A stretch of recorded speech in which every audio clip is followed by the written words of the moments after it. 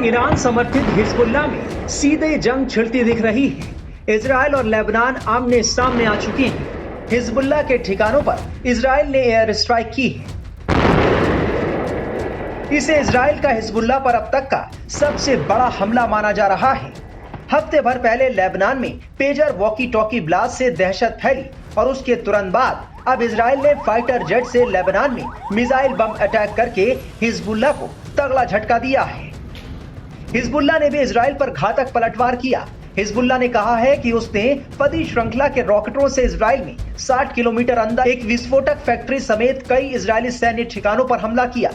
Hezbollah के मुताबिक उसने ये हमला सुबह करीब 4 बजे किया।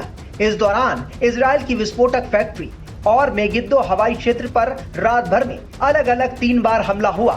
हिजबुल्लाह के पलटवार को देखते हुए इजराइल में 30 सितंबर तक इमरजेंसी लागू हो गई है।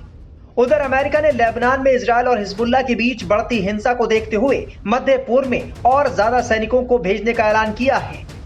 आशंका जताई जा रही है कि जल्द ही इजरायली सेना लेबनान पर आक्रमण का ऐलान कर सकती है। पेंटागन के प्रेस सचिव मेजर जनरल पैट राइडर ने इस बारे में कोई जानकारी नहीं दी कि कितने अतिरिक्त सैनिकों को भेजा जाएगा या उन्हें क्या काम सौंपा जाएगा। अमेरिका के पास इस इलाके में इस वक्त लगभग 40,000 सैनिक हैं।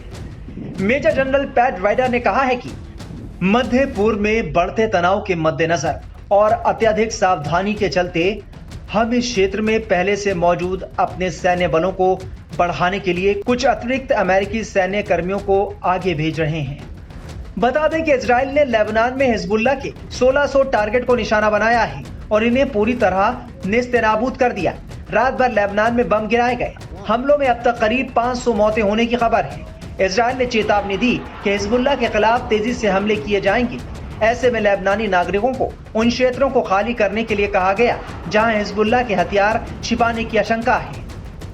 हालांकि इजराइल की कार्रवाई का जवाब देने के लिए हिजबुल्लाह ने भी मोर्चा संभाला है और उत्तरी इजराइल में 200 रॉकेट दागे। देर रात जब हिजबुल्लाह ने अटैक किया तो उत्तरी इजराइल के हाइफा, अफुला, नाजरेत और बाकी शहरों में रॉकेट सायरन बजने लगे। हिजबुल्लाह ने रात भर रॉकेटों की बौछार की। हिजबुल्लाह ने कहा कि हमने कई इजरायली सैन्य ठिकानों और एयरक्राफ्ट को निशाना बनाया।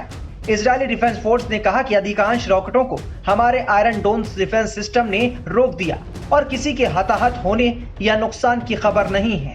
बता दें कि पिछले साल 7 अक्टूबर को हमास के लड़ाकों ने इजराइल पर घुसकर अटैक कर दिया था। 15 मिनट में 5000 रॉकेट और ड्रोन हमले किए थे। इस हमले में सैकड़ों लोग मारे गए थे। करीब 250 इजरायली नागरिकों को हमास के लड़ाके बंधक बनाकर गाजा ले गए थे। उसके बाद इजराइल ने गाजा में अटैक किया था और हमास के अंतिम लड़ाकों को मारकर ही युद्ध खत्म करने का ऐलान किया था। इस बीच हमास के समर्थन में लेबनान के लड़ाके भी मैदान में आ गए और इजराइल पर रॉकेट से हमला कर रहे हैं।